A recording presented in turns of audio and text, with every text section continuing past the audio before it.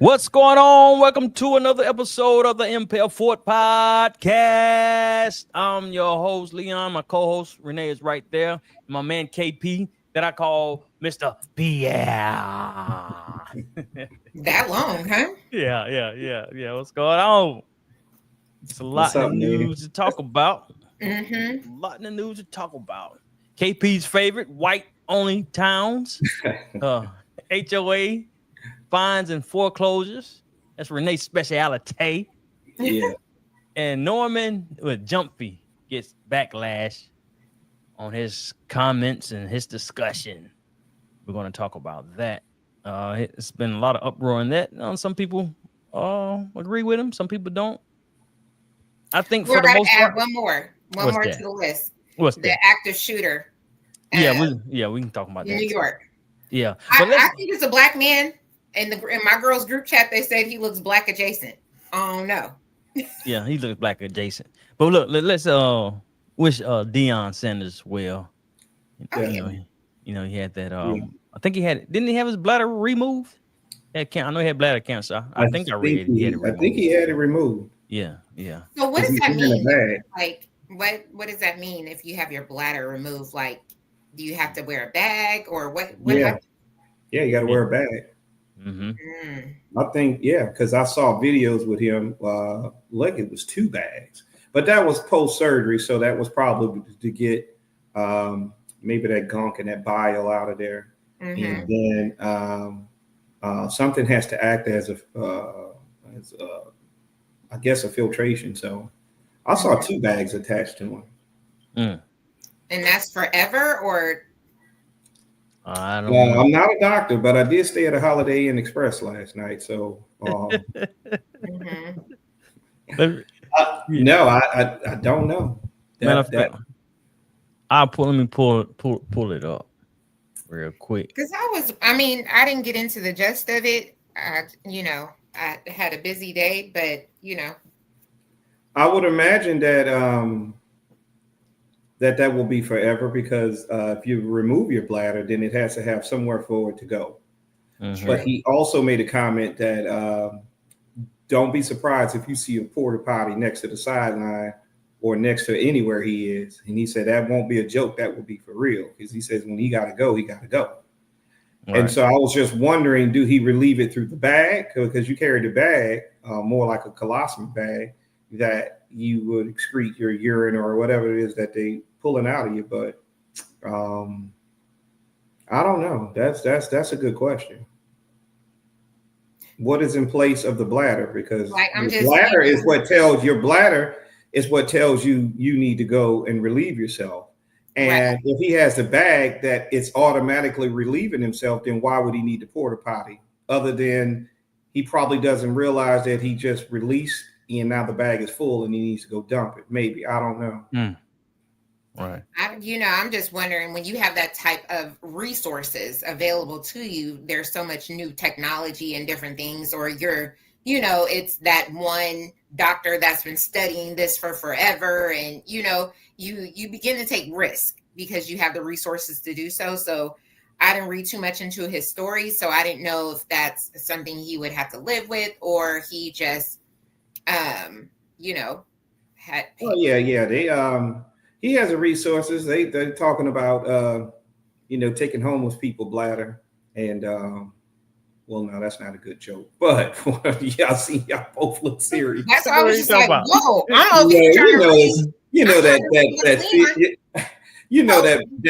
That people talk about people doing experiments on homeless people.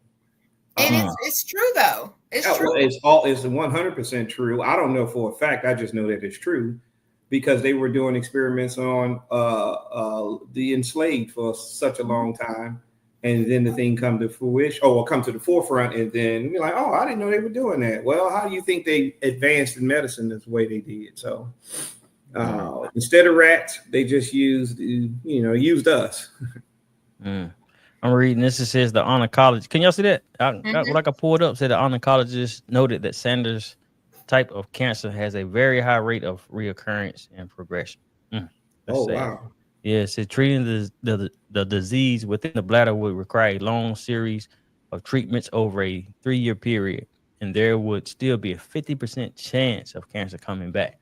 The cancer could also have spread to the muscle, the doctor said, which happens in about half cases. Wow, that's pretty serious. It says only 10% of people live 5 years, even with where it jumped to, where it go? Oh, even with our current medical treatment, if it is metastasized, she said. What it says about, I see something about. Oh, it made a new bladder. It says full rooted right there where you are, assisted. I can't read that. Bladder removal, and it says in which surgeons perform a full robot assisted laparoscopic bladder removal and created a new bladder. Crazy. Really? So they just 3D printing bladders out here. Okay. Well, you know, that's been in talk for a while. 3D printing organs, and I don't know if that's just the case, but no, that's just me talking. You're right, that's you talking. But I do know that they were putting pig's heart in people, and you know, what will stop them at lungs, or well, it wouldn't be lungs because couldn't duplicate that, but even a bladder. Then we make a new bladder using the patient's own intestines. Oh. Did you just read that? Right there. Stop. It said bladder comes out. We also take some lymph nodes to make sure it hasn't spread, and then we make a new bladder using the patient's own intestines. It's a new way of life, and it is a learning curve for sure. Remember, I talked about resources and being able to have these things. And that's serious, going in there to remove parts of the intestines to make a bladder. That's because you know, the intestines is a filtration system as well. So, and but you have about 14 foot of small and large intestines in you. So it didn't look like it, but you got about 14 feet of that in there, so you can afford to take some of them out. I thought it was longer than that. It may be. I think the largest. Yeah. Right. I'm using that for context of how long it is, and it doesn't look like it in your body, but it unravels at a long length, and that's why when people got diverticulitis or got polyps in their colon, they can go in there and take some of it out, and they'd be fine. Interesting. Well, I'm glad it's working out for him. I hope, you know, he lives beyond what they're stating, and it would. Yeah. Get well soon. Oh, Prime. Yeah, I hate to hear that. That's some sad news. I know he's had a lot of different health issues going on with him. So yeah, he had the blood clot. Yeah, he definitely has. But one thing that I did see, which was I hit home, or it was heartfelt, that his oldest son, Bucky, hasn't left his side. Because you got to remember, that man is a Superman. And to see your father in an invalid state, or where he's no longer the strong Superman that you remember, that has to weigh on a kid, especially a son's well-being. So I can see why the older son haven't left his side. For sure. Right. I know. We had to start off like that. I know. It's a little touchy. Let's get to this head of HOA. Look, we need to do some about these HOA people. They a little pushy. I beg your pardon. They like kick people out and. No, that's not true, you guys. They're the ultimate Karens. It's not true. It's not true. Karens or Renee's? Yeah, Renee's. Yeah, and Karens. Yeah, them Renee's. Boy. If I was that bad, I wouldn't get voted back on for a second term. Right? I'm gonna play this little clip. I'm gonna play just a little bit because it's kind of long. But yeah. Let me see. Share my screen. This one didn't learn how to share a screen. Now he can't stop. Can't stop. No, I can't say that. I'm about to say can't stop, won't stop, but I don't want to associate myself with that. You don't want to associate yourself? Not with that verbiage. All right, can y'all see it? Mm-hmm. All right, here we see it. I am the president of this HOA. She got the bullet. Okay. I need that. You need to get one of them. Find out What is going on here? Yeah, I'm the person that's in control here, and this is out of control here. Do you see what they've got? Look at all this. It's a junkyard. I see that, but look at the way they parked. Okay. It's against our bylaws here at the HOA. We have multi-million-dollar condos and apartments and houses. This is not okay. Okay. Who are you, ma'am? If I ask your name? I am Stacy Whitmore. I am the president. Whitmore? Whitmore. Okay, Miss Whitmore. What were you doing when I rolled up here? Why did it sound like leaving? Down their license. You know, I talked to these people twice. I gave them two verbal warnings, so look, I didn't use my taser. Okay, wait a minute. Why do you have a taser? Coming to my live book launch event will not guarantee let me skip this. that you That's will the only have thing. a jet, have Lamborghini. Look, I'm not just a homeowner here. I'm an enforcer. And this is wow, this got to be a skit. That's what I thought too. 3 consecutive times, and there's a reason for that. We don't call 911. We are 911. That is my job. Okay. But let me skip to this last part. Trespassing in my own neighborhood. Help you leave. Turn around. Put your hands behind your back. She gets arrested. You cannot arrest me. I am the president of this HOA. Yes, ma'am. Oh, yes, ma'am. Give me that. Lady. Renee, give us some insight on this HOA stuff that's been going on. Window don't work, right? And then I said, so what I did wrong? Oh. Let me hold on.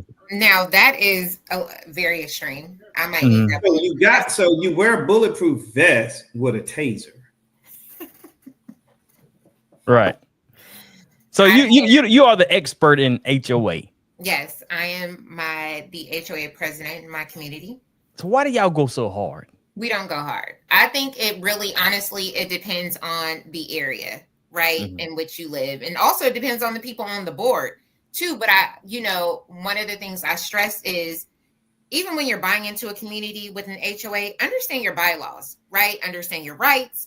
Don't go to NC, North Carolina HOA, and because there's different governing factors, right? But at the end of the day, your HOA supersedes North Carolina HOA law. It always refers back to your HOA bylaws or your HOA, your HOA rules or guidelines, right? So I think it's extremely important. One of the things is when you buy into a community, in a home, one of the the things I tell people, if you buy into a HOA community, you really own the inside of your 4 walls, right? The remaining is going to be governed by your HOAs, but also at the end of the day, they're there to protect the integrity of the community. So if you don't want an HOA, then you have the ability to have a neighbor who will have 7 cars in their front lawn. Then you're going to be mad because here you have this beautiful home, but your neighbor doesn't care. So your neighbor is going to bring down the value of your home. The HOA is to protect that, right? So I think it really depends on your community. I think a lot of different states and HOAs give HOAs a bad name. We don't handle the money. There's no HOA in North Carolina, and if there is, that's a problem, that handles money directly. I don't touch money directly. We have a managing company. We have an accountant. We have attorneys. We have everything. I don't touch the money. That's why the fees are so high. Our fees are not high. I'm just saying. I didn't know that was the structure, that you had to have all of those. Because, you have to, right? Because one, if someone were to hurt themselves in the street, right? That's owned by the community. It's a private road. So therefore we have our own insurance, for that. And then attorneys, if need be, if someone tries to sue, or if there goes to foreclosure, or collections, or you have to have an attorney, you have to have an accountant, right? Because they control the money and then you oversee them. So every month we receive itemized lists of all of our input and our outputs. So, and we see what's in the bucket, what's remaining in our bucket. And I think that's another important thing also. When you're buying a home and it's an HOA, you need to know how much money, what's the deficit? How much money is in there? Because if you have $500, but you guys, they plan on paying, or doing the roofs or something, and it's going to cost $300,000, in 3 years, you don't have enough money for that expense. So they're either going to raise it crazy. I think there is a cap in North Carolina, but they can do those 1-time or 2-time assessments where they say, KP, 1-time assessment to help us reach our goal to pay for the roofing. We're going to need you to pay $25,000.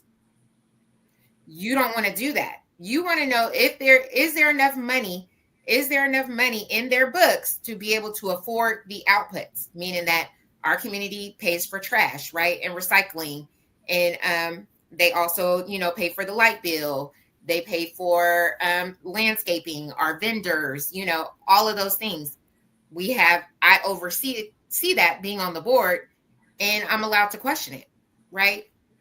But we have enough money left over. Can we stand to ask for more per month and raise it a little bit more because previous board members have been conservative? Yes, but I wouldn't do that to my community. So we raised it, $10 per year to help us reach our goal, because there's going to be incidentals along the way. A tree almost fell on one of our properties, so we had to stop it. That was an emergency. We didn't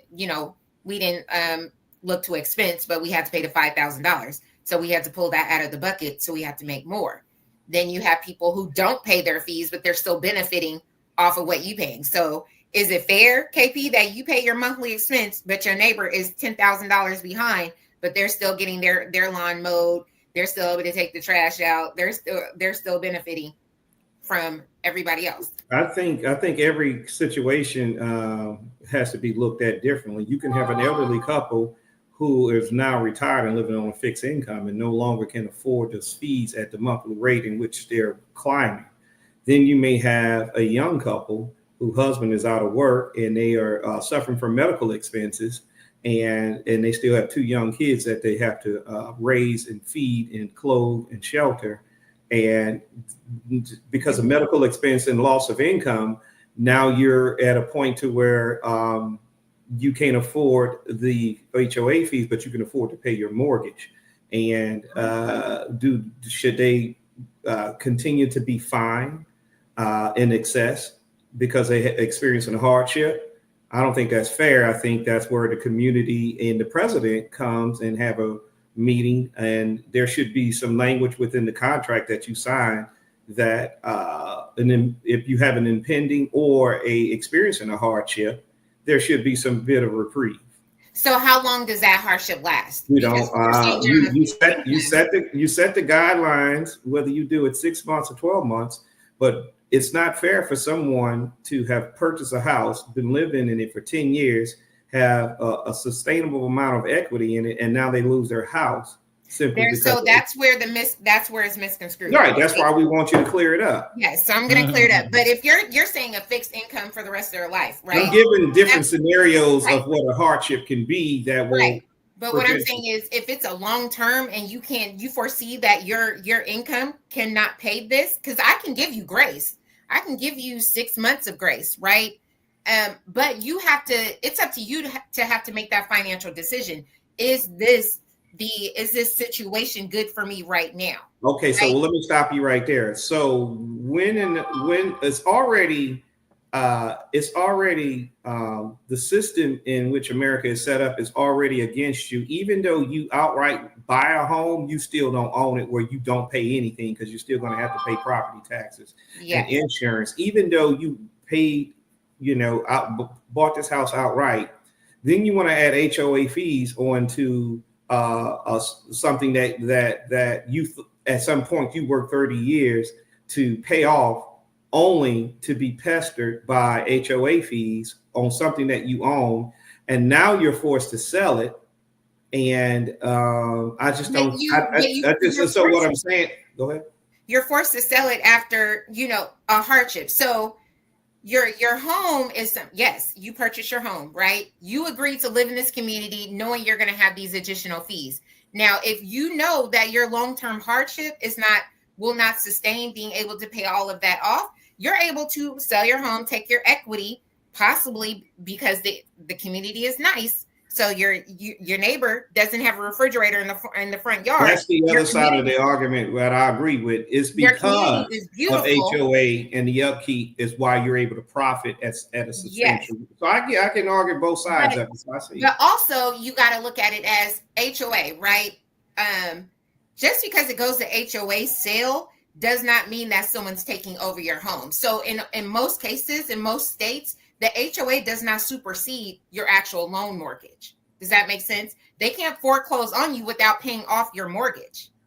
And they're not going to want to do that, right? Okay. So a lot of times when people are like, I bought this home at a tax sale or whatever, you bought the home at the tax sale, but it still has a lien, right? Correct. You still got Bank of America over here that you got to pay off, and you got to make a deal with them because they're going to want all their money, right? The HOA is not going to pay. You owe the HOA $5,000, but you owe Bank of America $350,000. Who wants their money? They don't want you to have that $5,000. They want the full payoff. Hey, KP, how about we defund the HOA? So you got to look at it both ways. And a lot of times where you hear, like we heard the black, the black man today. A lot of times in that cases, to be honest, and I do this, and I've taken homes from whomever. They've been notified a lot of times, KP. They've been notified a lot of times. Matter of fact, in North Carolina, in order for you to even get to like the collections and, looking at liens, is you got to owe over $2,000, right? So if your HOA is $100, you already went, a year, close to 2 years? Trust me, they're sending you a letter. They're calling you. They're sending you multiple letters. They're calling, hey, we want to meet. You even get a mediation. They'll set up a mediation with you and say, hey, you owe $3,000. Why don't you pay this amount per month towards your additional $50 or $20 and shave that amount down? It doesn't automatically, by the time you're in court, depending on the state, by the time you get in court, they have nagged the mess out of you before you got there. So how long have HOAs been in existence? I don't understand it. What was the purpose of it? But how long has it been around? The purpose is to keep the integrity so that you can sell your home. I mean, your home keeps its value. I understand that that aspect, but I don't know. It just don't make sense to me. It covers certain payments. Like my HOA, I live in a townhome, right? It's low maintenance for me. I'm okay with paying.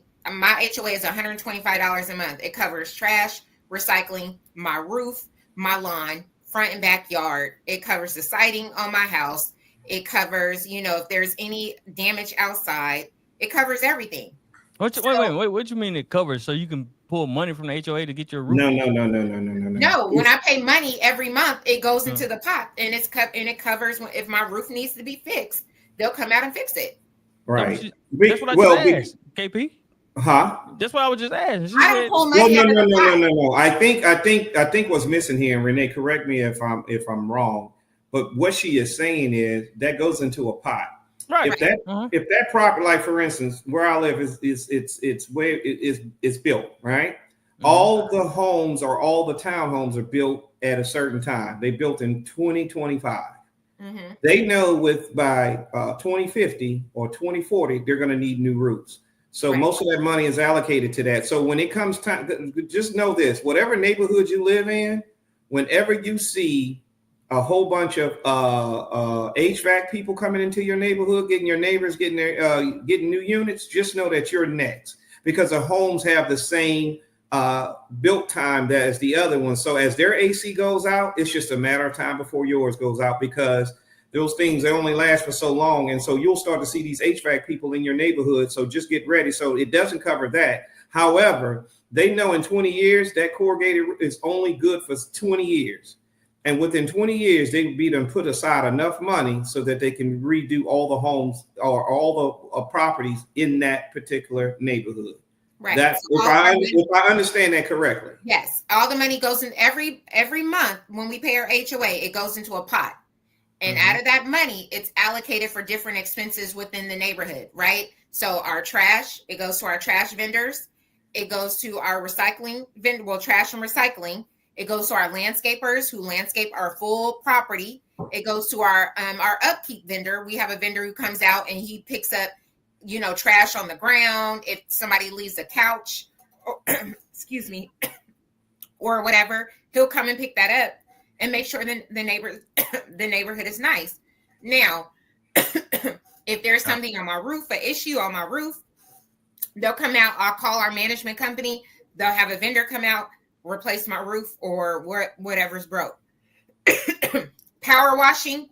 We have our community power wash. They take money out of that bucket, but it's already itemized. We've already predetermined what the amount is last year, right? So we already know this year it was $15,000 to spray to power wash the whole community.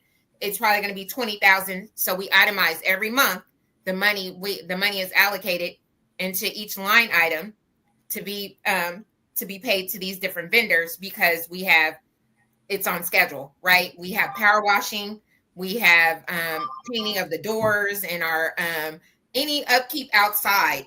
That's where the money is going to keep the structure of the neighborhood, to keep it. Wait a minute, but it sound the question that I asked, it sound like y'all answered the question. Y'all, it's the same thing y'all saying. Yeah. When you say something about your roof, yeah. Mm-hmm. Well, I don't have to pay for that. So yeah, the way KP was just explaining, he was saying no. Well, maybe he misunderstood. No, I think you were asking like, oh, they take your money, like, oh, you gotta pay. No, I was saying y'all put it in. I was asking that question. Do y'all put it in when y'all put it in the pot? They take it from there, not you fixing your own roof again. Yeah. So that's where the money is going, is for the upkeep of the property now, and emergency expenses. Like we had to do some French draining because there was some flooding. That was an expense. That was an unexpected expense that we had to pay out, but we have enough money saved, right, to be able to do that. And how we're going to do roofs is we're going to do oldest to newest. So we don't have to come out of our pot in one big chunk. We're going to take care of the homes that were built first in our community and then work our way back so that we can still gain money in the process to go towards the next step. And now, is this different? Is this different from each neighborhood? I don't know the same. Well, I think the same. It's pretty much the same. Like every year, when I host a meeting, HOA community meeting, I go and I talk to the HOA, the different HOAs in the communities that's near us, because I like to do I like to provide the community with different perspectives of how much, because they're paying, right? And I want to show them that they're in line with the community, right? So although they complain that it's $10 more, I let them know your neighbors over here don't even got landscapers and they paying $200. So what y'all trying to do? You want to complain? And and then down here they paying $180 and they got to pay for their own trash. So I try to keep up to date with all of the different HOAs and communities, what they pay, what it covers, and all of the things to ensure everybody in my community that we're either below the market or we're, within our neighboring communities as far as pay. But HOAs are for people who like low maintenance, right? They care about, they care about the equity in their home. And like I said, it's to the whole foreclosure thing, KP and Larry, to see that a lot of times customers hire attorneys, right? He's a veteran. He's a Black man. He was, overseas. He bought that home in 2015. He was on duty? He got called to duty for 15 months. Right. That was last year to this year. So you mean to tell me you couldn't you're still paid. Most corporate jobs still pay you too. So you mean to tell me you have to do a POA before you're on active, if you're going on active duty. So you mean to tell me you didn't have your stuff, you didn't get your stuff in line? Look, go ahead. I was gonna say I thought it was within like that year that he was deployed. And what's up, fam? Sorry, I joined in late. I had some daddy stuff to handle. He bought that home in 2015. Now there are some protections for veterans. Right. But I mean, like, yeah. But I thought that the issue was when he went on deployment for like 15 months. That's when HOA stepped in because the things were not being paid. During his deployment. You don't have ACH? Right. He didn't set it up for automatic draft, I guess. But still, what I'm saying is like they made it seem like he bought it in 2015 and he wasn't paying on it from 2015. But what I got was, behind. huh? He was 15 months behind. Right. But and that was the length of his deployment. Mm-hmm. Yeah. Now, granted, he still should have, been making his payments, whatever. But they never contacted him that they were gonna, put his house on the market. Yeah, they did. Yeah, and I think HOA has too much power to be doing that. They even alert your mortgage company you haven't been paid. Hey, Right. Renee's the HOA police, Larry. How does it feel snap. to be HOA police? No, you guys, when you work in the mortgage default industry, you see a lot of different things, right? And sometimes I can become numb to certain situations. We can tell you talked about taking people houses, and that wasn't even a speed bump. You went right through it. Right. No, seriously, being on both sides of the fence, like I said, he carries a lot of things right now in our current climate. He's a Black man. He's a veteran. He's being deployed. You can people hire those type of attorneys, right? You bring awareness. What's the first thing that you do when you see this? This man is 15 months behind. The judge is saying, probably asking all the questions. Where's your POA? Where are you not getting paid? How can you just set up ACH? They probably emailed you. Were you responding to your emails? What were you doing?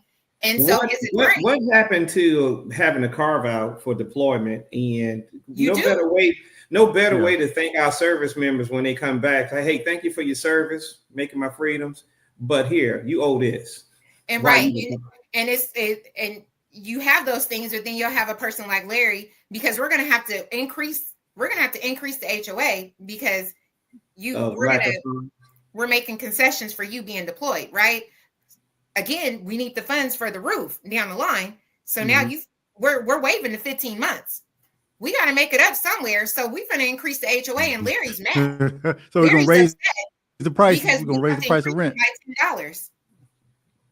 So we really don't support our veterans. Right. Okay. Well, cool.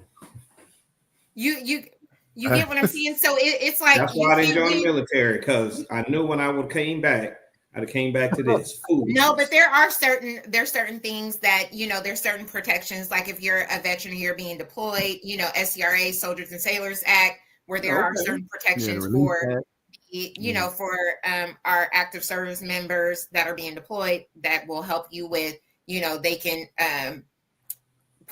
forbear your payments. Doesn't mean that they're going to forgive. They're going to forbear. Well, forbearance don't mean forgive. That means tack it on the back. Either tack it on the back or it stays there and you figure it out after a certain month, right? Couple months. But, they can reduce the interest rate if, your interest rate is higher than the ongoing interest rate that they have for service and sailor members. I know New Jersey and I believe California has other things that they can help you with if you live in those states. But those are some of the things you have to look at. However, again, it takes a lot to even get to that point. I'm telling you, they will email you. They will email your bank, your loan, and your loan people is going to call you because they're mad. They're getting called from your HOA.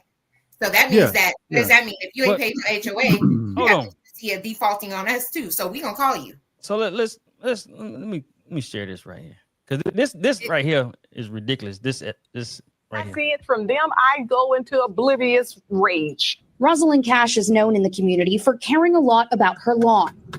But no matter how hard she tries, she says the letters still come. I'm sick and tired of them wasting their 44 cents. I don't know how much stamp it is now of sending me a letter and telling me I need to cut my grass. Down the street, LeBron Weems is lost in the letters. You just get to the point where you just don't want to open these no more, and you're just afraid what you're going to see. LeBron went to mediation with the HOA in June to fight nearly $15,000 in fines and fees, primarily for hosting a room on Airbnb that hasn't been active for years, according to his account. Last my account up and posted on Airbnb was September the 21st, 2023. But from September 2023 to today, the HOAs fined him $150 a week. It's ridiculous. Trying for more than a year to get the fines removed, a new violation came. Shuttles week 522 of $700. A fine for faded shutters, double the amount of his yearly dues. Then, one day I checked my Ring doorbell camera. I have the marshals at my front door. Served with a lawsuit from the HOA and a lien on his home. It's scary. Who can get up and just pay $16,000. Across the street, Margot Mincy says the same thing happened to her after racking up fees for things like a leaning mailbox from a car hitting it. They said that I wasn't making payments, but I couldn't. Like, if they wouldn't allow me to. Similar to other neighbors Anna News First Investigates spoke with, Margot says she couldn't log in to pay on the HOA portal, and no one with the management company would return her emails and calls. The company, Century Management, oversees more than 400,000 homeowners. All right, that's enough. But that's a lot. If y'all want to know more about it, look, it's in Atlanta, Fairborn. How many letters they sent that? Why didn't he take? You got to read your bylaws. Why would you put your home on Airbnb? But look that up situation. Yeah, the HOA home is his home. No. What do you mean, no? that can interrupt the integrity of the property. His property. Your bylaws will tell you on there. Damn you can have your man. home on Airbnb, but it needs to be a long-term rental. It can't be a short-term. You don't want the music. You don't want no. You sound like that lady that played on Fighting Temptations or the bylaws. Y'all don't remember that? Y'all listen. Y'all get upset because you don't read. I am reading. I am. Listen, I've made the argument for. I can make the argument for or against. It's just a matter of perspective. Yeah. But hold on. I would be upset with him too. Why is your shutters faded? I don't want to. That ain't my problem. See, you know what? That's what I'm saying. You got some Karen in you, Renee. Your name might be Renee, but it's really Karen. Hey, guess what? My HOA takes care of that. You wouldn't get a fine over here for that. That's what I'm saying. That's why I'm asking. Is certain neighborhoods different? Because you own your home, when you don't have a townhome, I feel like more responsibility is put on you, especially in an HOA community, because you have to pay for your own roof, you have to pay for your upkeep, and most HOAs, they're just governing. They're there to govern the property to make sure everything is still intact and in place. That's what I was asking earlier. They're going to look at your roof. They're going to look at some of those things, and you're going to continue the grass, all that. Remember, that's what I was asking. Where your trash can goes, if it's not high enough, man, they're worse than the police. They should. Let me ask you this, KP. Let me ask you this, because you used to live in my neighborhood. Now we don't govern. We have the same HOA company, but we have different HOA board members. Did you have issues with HOAs when you lived in the community? No, because I did what I was supposed to do. Was your community beautiful every time you stepped and drove into there? Every time. Is our community beautiful? You know where I live. Yes, it's beautiful. I listen. We were just playing devil's advocate with some of this stuff. But I do want to ask a question though. Where does the surplus funds go? So the surplus funds, we look at that, right? So, what we do is we can put in a CD. Because we want to make the money grow. Mm-hmm. Right. So they give us the option of different CDs that we can invest in. Which I'll put a pin in that, meaning that you can't touch it for 12 months. Right. So if you need it for whatever time. Right. You don't reap the benefits of the growth of the. Right. Okay. And then the rest will sit there for emergencies. Yeah. Right. So we might say I'm just throwing out a figure, 300,000. Right. We may say 200,000. We gonna purchase a CD, or we gonna put it in a high yield savings account. So that's gonna create additional surplus. What happens to the surplus? It stays in there and it's applied. I get where you're going. No, we're not applying it to people. We're not giving it to people. So the money you're JP Morgan Chase. So you're making money off the interest of the people, but when they need a loan for their car or their children's tuition, the money that they're giving you and they've made money off of it, you cannot have access to it. We can't, but we're still pouring it back into the community. You get what I mean? So some of that. I get that. I was just. I get what you're saying, but it's the surplus. It was what we call in Louisiana lagniappe. It was something you didn't prepare for that now you have. And the previous board members weren't doing that. The money was just sitting in a regular savings account, and we were paying the bank on that because it was just sitting as a rent. When can it be used and how can it be used? In my community, it's used to pour back. So I host a community meet and greet twice a year. So that's where the I was going to say the crawfish bowl, but that's where the hot dogs and hamburger No, I don't do that. I do food trucks. Okay, well, we don't do hot dogs and hamburgers. We do chicken and waffles. We do donuts. We do, I didn't get none of that. I don't remember none of that. HOA. No. We have the same management company, but a different HOA board. So look, how does it work when somebody sell their house and they move out when they put money in? Like KP was asking, they put money in there and it grows and they don't get no. If there's any excess money, like a lot of times people pay over their, they'll pay like $1,000 and maybe they sold their house. They pay upfront for a year and maybe they sell their house within that year. Then you can call in and have them issue you your refund. Okay, that's what I was. But there is a lot of people don't know, and it's on your line item when you sell your house and you live on an HOA. You have to pay a fee to the HOA fee upon leaving. Man, it's highway robbery. HOA is highway robbery. That's horrible, bro. Your door got to be painted a certain way. Y'all some haters. You have an HOA, Leon. What you complaining about? I'm not complaining. That's why I was asking you, which you told me two things wrong in the beginning. Anyway, what did I tell you wrong? Because I asked you. I said so. That's why I was asking. I don't know for sure. That's why I didn't say too much. That's why I'm asking you, the HOA leader. What did I tell you wrong? Oh, you asked, are they all ran the same? Yeah, I mean, when you say ran the same, meaning that the same level, like there is a management company. And then you have attorneys, and you have Well, I was talking about when you start talking about they fixing your roof and all that. I'm like, hold on. Oh no! I said that was different because I live in a townhome, so more is covered. Yeah. Okay. Yeah. Exactly. Oh. No, you didn't answer like that. That's not how you answer. But I understand it now, though. Yeah. HOA is a terrorist organization, man. They're killing these people. Yeah. If you don't want an HOA, there's plenty of neighborhoods who don't have it. No, there's not, Karen Renee. There are not. You can't go anywhere on planet. If you don't want a new home, it's for people who want a new home. It's going to come with. If you want to move out to if you want to move out to Rougemont and all those country areas, then you probably can escape HOAs. So I seen a girl. She can't.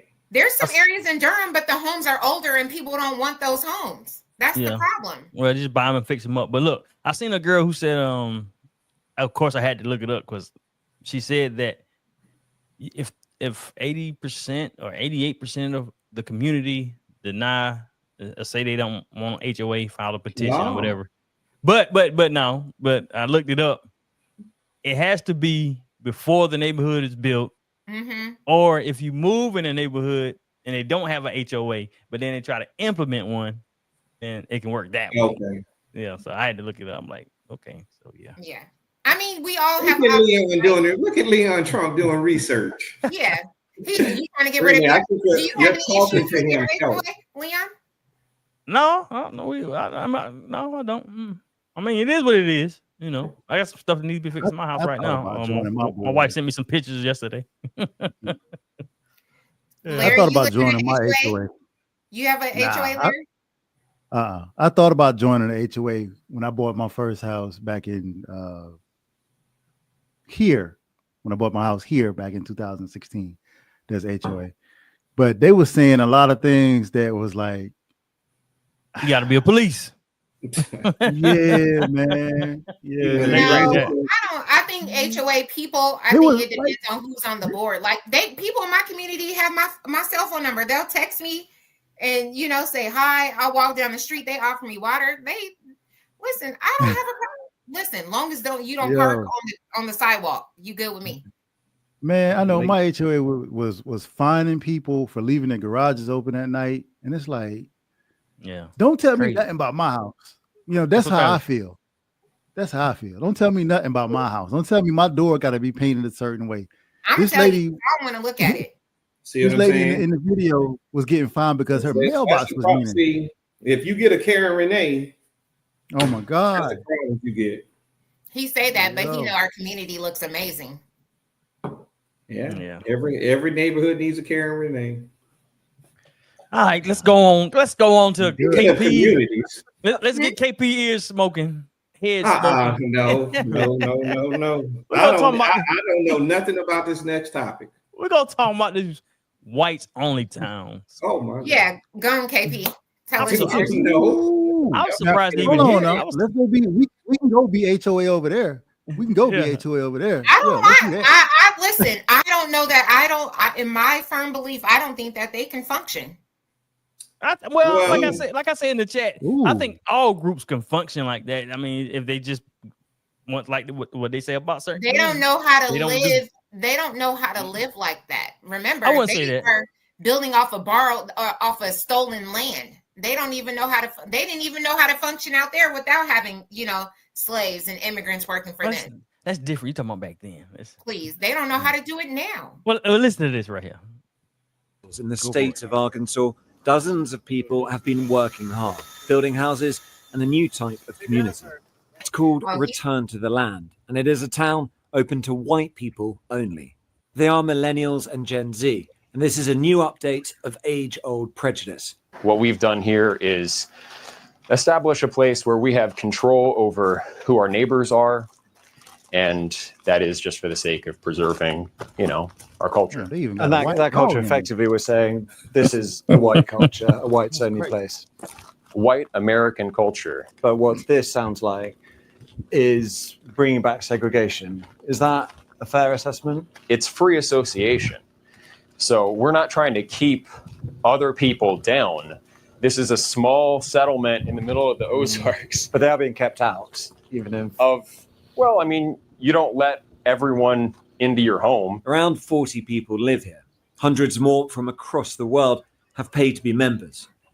And while the men do the physical labor, the women take care of the children who live here full time. It could be a very loving community if you're part of the community, but if you're black, or if you're Jewish, or if you're gay, you can't be part of that community. They can have their own communities, and they already do. You might be wondering how any of this can be legal. Return to the Land is structured as a private members association, which they believe allows them to discriminate on the basis of ethnicity, along with other factors. That has yet to be tested in the courts and may well fail. The Arkansas Attorney General has said his office is now reviewing the matter as a result of our reporting, and that there is no room for racial discrimination in Arkansas or anywhere in a free society. No blacks, no Jews, no gays. High up in the Ozark Hills. Why is it always no blacks, no Jews, no gays? And why is it associated with Jews and gays? It's Asians and Indians. Why is it always just blacks, Jews, and gays?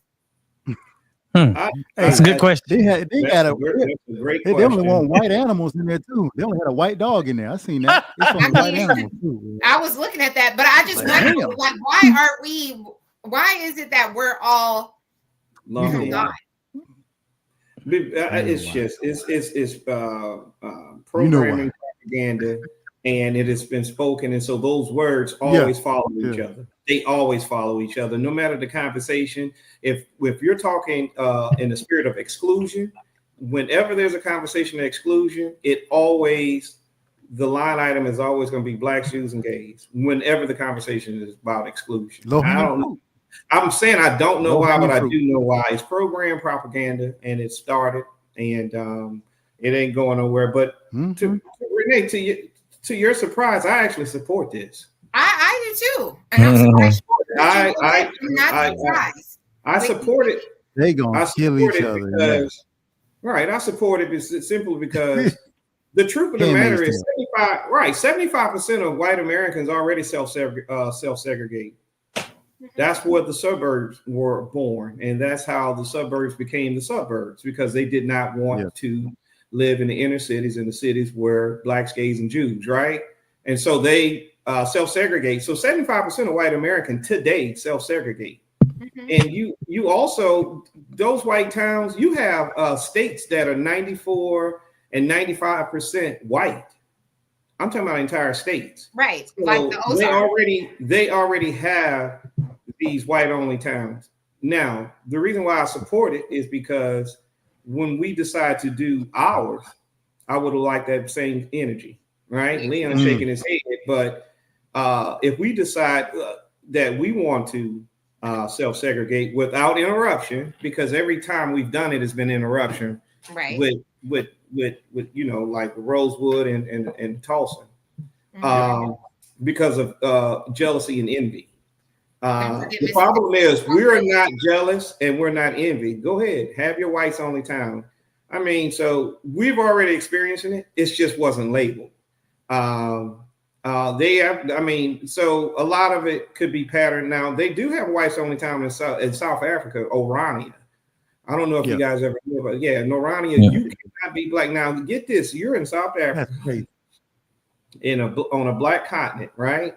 And the Dutch came in and settled and had formed this town called Orania, and it's been. I mean, I don't know how prosperous it is, but it's fully developed, and they don't allow the South Africans in there, other than the Afrikaners, which are the white ones, and so they see this and they see it as a beacon of light, and so they want to mimic these things, and so I support it. I do. Yeah. Renee, you were saying that you don't think they can survive it. I think any group, black, white, Asian, Hispanic, whatever, they do it together. I think any group can. Yeah, but they just have a hard time. They don't know how to deal with struggle, especially the new ones. They don't know how to deal with struggle. If they were able to survive, they wouldn't have so many immigrants, hiring so many immigrants to do so much work on their properties. They don't understand struggle culture. When that labor and the supplies start getting expensive, and nobody want to do that work, yeah. Hey, all the men over there doing all the work. And they're gonna be like open to the whites and some of the Hispanics only. Yeah, it's gonna be a work program, right? And it's gonna be sadly, you'll have some of us to go over there. And do the work for them, or clean their houses, or do their landscaping. I'm trying to, or even when they're having their revivals, having different people coming in there performing. Because even though they don't want to be around us, they want to be entertained by us. Because I let them go over there, let them have that potato salad with the raisins in it. I don't care, or that unseasoned chicken. Let them have it. Hey. It's gonna be only so long they're gonna be over there churning butter. That's my point. It's the reason why they came to the continent of Africa, to Europe. They wasn't in seek of they wasn't in seek of the bodies. They were in seek of the spices. They just so happened to see it. It's like the police coming in your house and they see the dead hooker, but they can't ignore the cocaine on the table, right? They came. They came for the spices, and then they saw that labor. Handmaid's Tale all over again. I don't foresee it. But then again, they already have these towns, but they don't know how to live like the Mormons. The Mormons, they figured it out because they've been doing it for years, right? And they're a different breed. And they are a different breed, but they sell to us, right? They have to make money. So you got to make money to live. You know who the Mormons are a subsidiary of who? The Jews. Yep. So, but how do they pay for their living? They create these little stores and they sell to all people. Well, and what's them people out there? The Amish, right? Yeah, that's what I'm saying. The Amish people, yeah. They sell. People buy it up. They're in Ohio. They come in on their little horse and buggies, and they selling their butters and they fruits, and you have to be able to live. Those people, is so much to that. Like I said, the Mormons sell to anybody because they got to live. You got to pay the bills. You're getting a loan from somebody. The loan officer is probably black and they don't even know it. Well, it remains to be seen because they say they don't know if they can, if they be able to do that. I think they'll be able to get away with it, especially in this climate. I say let them have cake. Get away with it. Let them have cake. But it's going to be somebody. Don't say nothing when we do it. The problem is Leon would not want to live. I mean, Leon would turn into pixie dust if he lived in our all black country. I'm just saying it ain't gonna happen. That ain't gonna happen with black people. Black people, you know what I'm saying? Y'all already know what I'm saying. Last time you've been to portions of Atlanta, it's already there's portions of Atlanta which we would label as the Mecca. There's portions of Atlanta, it's all black. A lot of the neighborhoods, a lot of the schools. You know, if you listen to Killer Mike talk and T.I. talk, they never had white teachers. There's a reason why those guys talk with a vernacular or a social understanding far beyond most people, even though they sound in type of a rap cadence and they still have that type of voice. But when you listen to those guys talk, they're very educated. Oh, yeah. Because they were in the community. So there's pockets of these things around. It's not very many places. I mean, there's some in South Carolina, I believe. Yeah, but it ain't like the Atlanta or like PG well, County, no, not to Maryland. that like level, but there's there's pockets of. No, I get it. Wasn't there a pockets, couple there's of there's a couple of black families who got together and bought some land out in Georgia, and they were trying to start building a black town over there. I think it's called Freedom. I think they started with a few of those. What are those mini homes? They were. The tiny homes. Mm-hmm. Yeah, they got those tiny homes. They got approval to do so, and I'd like to see the update on that. But I was watching and paying close attention to it, and I'm pretty sure that there's going to have to be more infrastructure built for it to sustain. Meaning that now you got to bring in your grocery stores, you got to bring in hospitals, and you got to bring in your schools. And then maybe your police force, because you don't want to still be policed by them. Hey, because they'll have a field day. They think they're like a kid in a candy store. They get to police all black community. Right, That's right. Right. They already do it to the inner cities, and we understand why. But trying to them being able to police a thriving black community with that jealousy and that hate that they already have, it could be detrimental for us. So you would have to create your own police force. Well, yeah, and that comes with it. That's a part of the infrastructure. That is very true. I think there's a way we could have kind of got a jump start on that, because it's a bunch of abandoned towns already across the country. They are. That we could have got into. Hey, give those abandoned towns to us as a reparational type of prospect. And we'll get in there and we'll rebuild it up. We'll set up our own stuff. Now, don't come over here messing with us. We'll be separate but equal. Leave us alone. Give us the same respect that y'all are expecting. But leave us alone. Let us build our stuff up, because that's what they're doing with this white only town.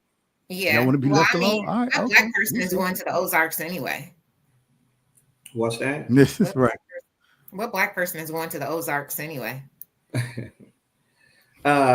None of us. Only thing we like to do is watch Ozark. Right. Yeah. So but there's always been a push for us to get our own states. They had different. Marcus Garvey. A lot of them proposed that we got our own states, and looking at that, we would have to be more strategic if they were to allow that, which wouldn't happen. But I would say that, right. I would push for a state like Georgia, South Carolina. Maybe parts of North Carolina. Well, hey, you want to be near, right? You don't want to be. You don't be like, hey, give us Arkansas and what? No, you don't want to be in the middle. You don't want to be landlocked. You want to be able to have where you have free trade. So you want to be in a port type city, or state.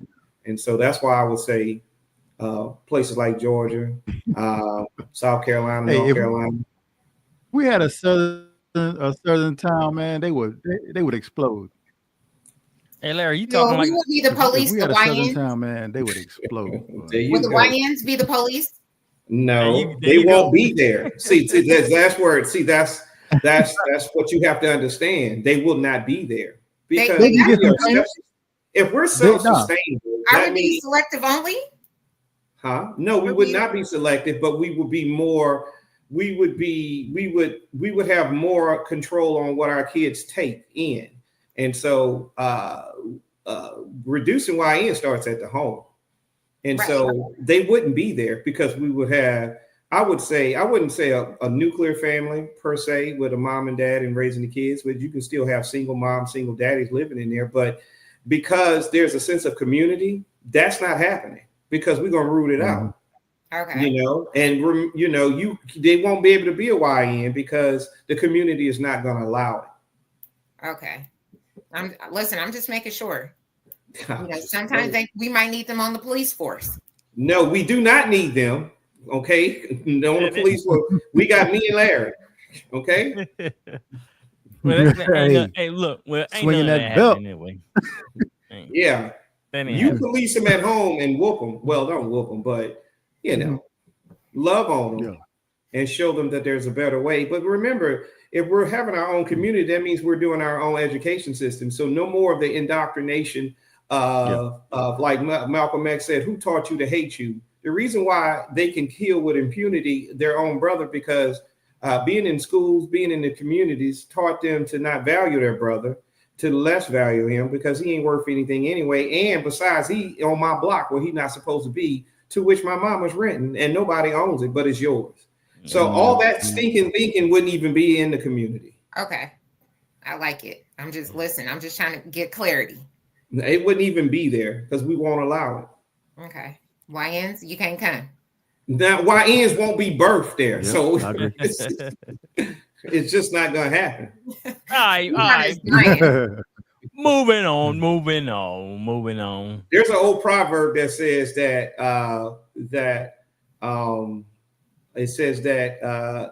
what it says. It says if a kid is neglected by the community or put out by the community, he'll burn it down just to feel the warmth. Yeah. And so basically we wouldn't be doing that, right? So that's what the YNs, what we would say that they're doing. They feel neglected. They feel not represented or whatever they're feeling at the moment, and they are in a survival mode. And so they're burning down the entire neighborhood just to feel the warmth of it. Yeah. Every YN gonna be paired with a ON. Exactly. With an O, right. They're gonna be paired with an ON. Yeah. Okay. Mm-hmm. So let's move on to this next topic. KP, I hope you check some of this interview out because it's been a talk around. You want me to check that interview out? It's been I put it in the chat for everybody to check it out, but it's been because this is why I wanted you to check it out because I wanted. Me and Renee was going on back and forth about it. She didn't like it. And it's kind of split 50-50. So I put it in there for you and Larry to check out. Larry checked some of it out. I don't know if he checked all of it out. But I just wanted your take on it too, so you can talk about it. That's why. I wanted to see what your thoughts on this. Hold on. I don't know, man. Hold on. Let me play this clip first. Yeah, go for it. This is just parts of it. So I watched some. I bit the bullet. I watched some of it. Okay, this is just parts of it. Here you go. Really, if for some of the people that watch this or whatever, I really want them to understand we ain't here to compete. We just here to provide access and opportunity. And not taking it, you just hurting yourself. You wasting your time. There's not multiple pathways to it. Not anymore. When these tours get canceled, I don't want that. People probably think about Norman. Look, he probably sit back laughing at us. Like people be struggling on Twitter, like, don't tell Norman. Why not? You know I know how to tour. I don't take no solace in their shortcomings. It hurts the whole. If a gospel tour get canceled, that means the next time I pitch an idea, I got to get over the hump of that cancel tour. Facts. That means the next time I want to go and do a deal for a gospel artist, I got to get over the hump of that single not selling. It don't do me no benefit. You making music to glorify God. I want the most people to hear it possible. I think people see me as competition when I'm not. I'm a tool God has placed in a genre for your benefit. That's so good. Only. And I'm not saying I'm the only one that can help, but bro, I can work in any genre of music. I literally can do whatever. So I guarantee, guys, being a gospel music executive was not on my dream job list. So I'm gonna give you. So he started working with his brother-in-law. That's how he actually got into it. Who was Travis Green, gospel artist. So as you can hear at the end, he said he didn't. You on mute, Larry? He didn't expect to get into gospel music. He don't even have a background in music. That's Norman. What's it? Norman Gyamfi. Yeah. Gyamfi. That's how he said. Gotcha. But yeah, so Renee was saying, quote my words, greed. He has greed, talking about money. And my thing is this right here. No, I said. What did you say? Go ahead. Okay, well, go ahead. Well, I'm gonna tell you what a lot of people are saying. I asked you. I go said, ahead. Hold on. Let me go back because you put something in about money. I said, is this the ignorant imbecile, the person you were talking about on Facebook? I said, yeah. And you said, yeah.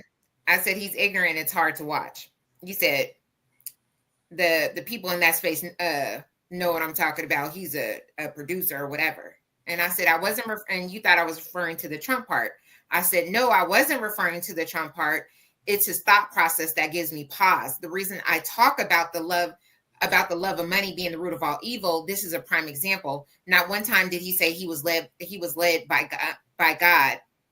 He can't even comprehend a gospel song.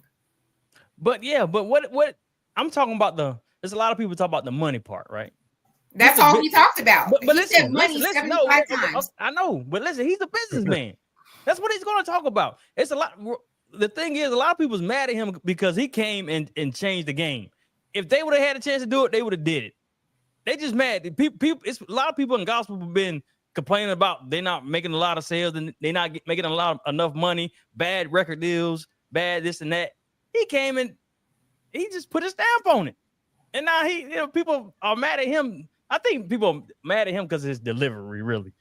I mean, but he's speaking truth, man. It's I don't know why people are so upset with the guy. If you listen to him, he's just a businessman. I don't know. His spirit. I got that. Yeah, he said Travis Green had a song, and he asked him, why don't you have a video for the song? So he went with Travis to meet in some boardroom or whatever and let the people talk. He said he just sat back and listened. And he found where he could implement himself in the business. And that's when Maverick City and all this other stuff came about. And people mad. Now I know they can get mad at that. Is Maverick City still around now? Yeah. Oh yeah. Yeah, man. They're big. But people mad like what he said. What is it? I don't think he bought him. He kind of we went invested in him. He jumped in. It was already created, but he tried to. People mad as he said, I didn't grow up on food stamps in the hood. So because his mom and daddy were two doctors. Yeah. So the song never would have made it. Did it hit the same way?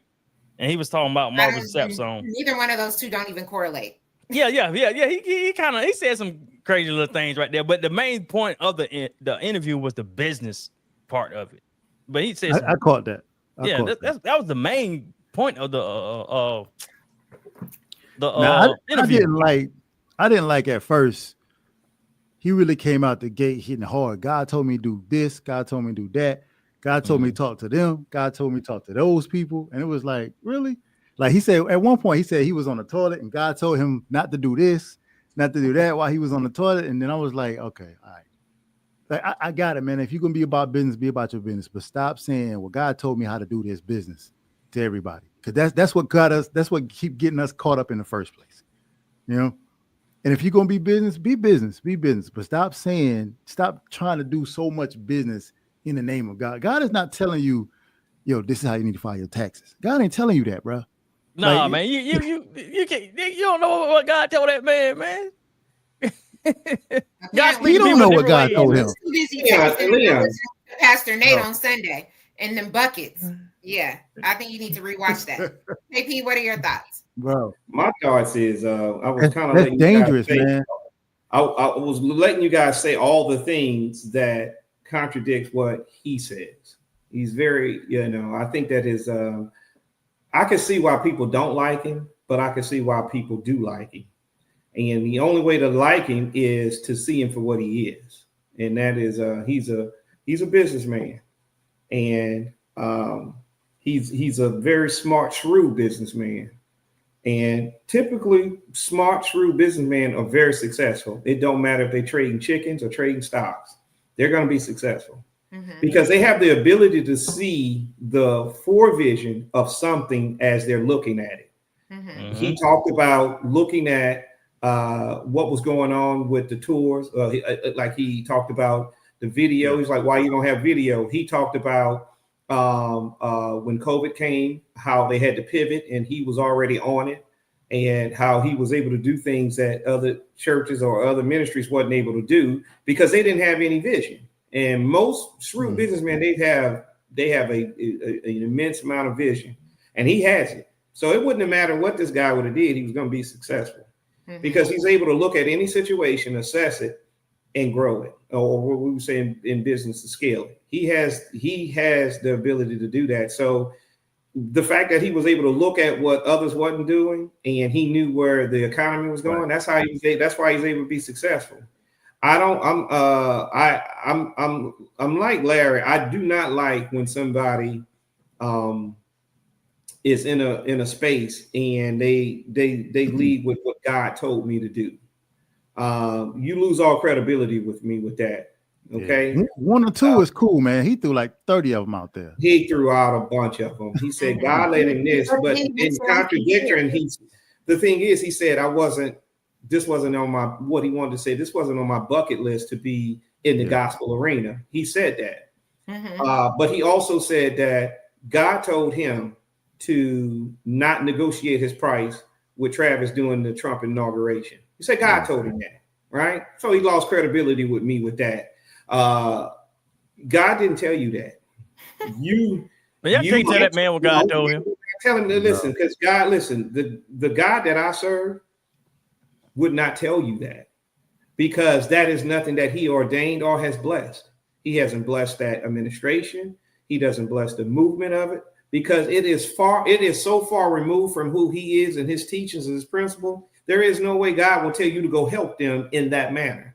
God does not speak in those terms. He does not tell you to cheapen your talent for the sake of following. He said that he used an example. He said the Bible tells us that we're to submit to authority and to submit to our kings. And he said that God and Trump's the president, he's our king. And I'm like, no. Yeah. I caught that. Every time I said, you can never have a king in a democracy, right? Kings are not elected, right? So you can't use, he used that as an example, and most people would have heard that, not, being like, well, he's right, well, the Bible does say it's dangerous. The Bible does say, no, the Bible, no, it says to a king, right? It does not say to a democratic elected official. Does not say that. And there is no way God told him, and he said that God told him that when the inauguration call, don't negotiate the price. Now, when he's dealing with our black churches, and every one of them, when he's dealing with these black promoters that are promoting all these tours, he negotiates his price, and he sends his price, and he stands firm. He said that telling him not to negotiate a price is like telling him not to think. So you tell me, when Trump calls, God told you don't negotiate your price and let Trump get you for the low 25,000, right? Yeah. When they would have probably paid him 300,000. What God will tell you to do that? I don't know. But you're going to make your black people pay more.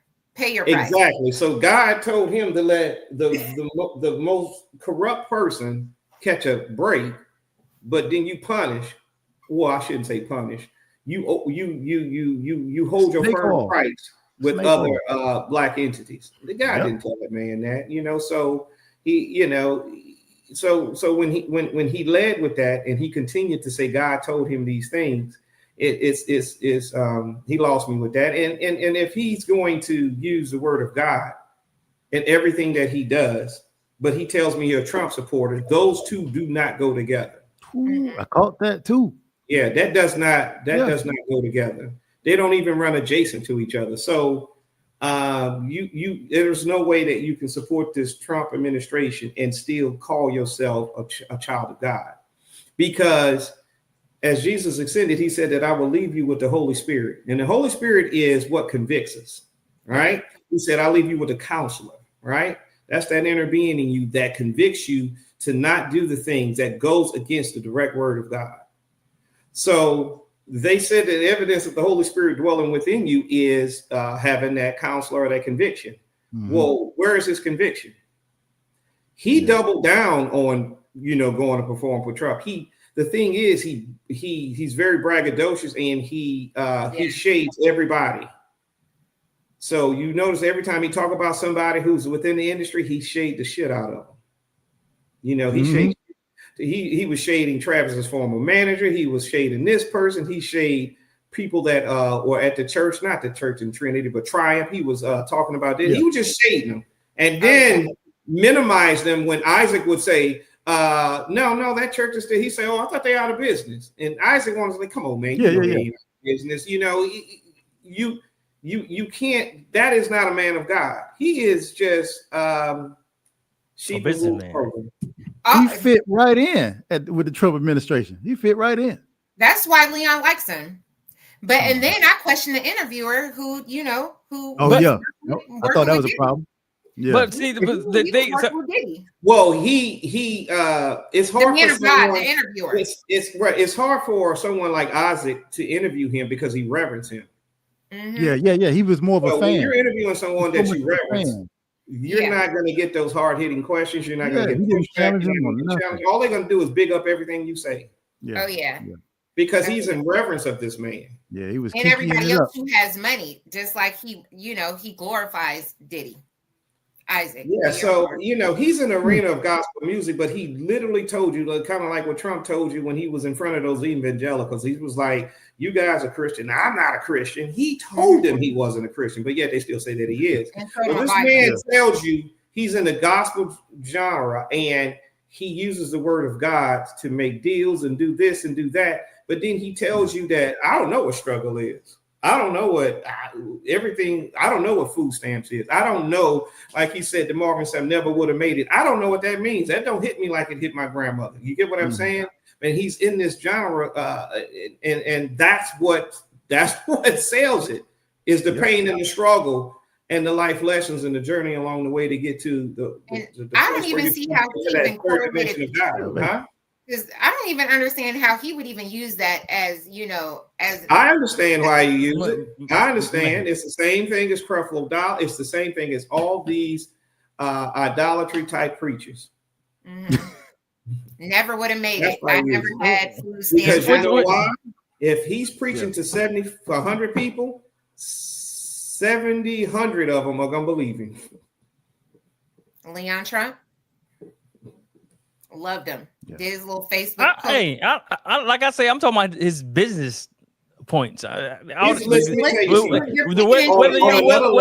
y'all don't like him saying the God told him, that's what would be any different than I don't care nothing about that. I don't care nothing what about I'm saying is, hold on. Yeah, what I'm saying, what Renee said, I can separate his business acumen from that other bull crap that he had. I just gave him he's probably like this man was going to be successful or nothing. So his business acumen is off the charts. That's what I'm talking about. That's what you see, and you're ignoring the right. I'm not ignoring nothing. Most people, if you look at the comments, they're mad at. They're not. Okay. Of course, people gonna be mad because he voted for Trump. Okay, it's a lot of black people who voted for Trump. People gonna be mad at that. Just we already know that.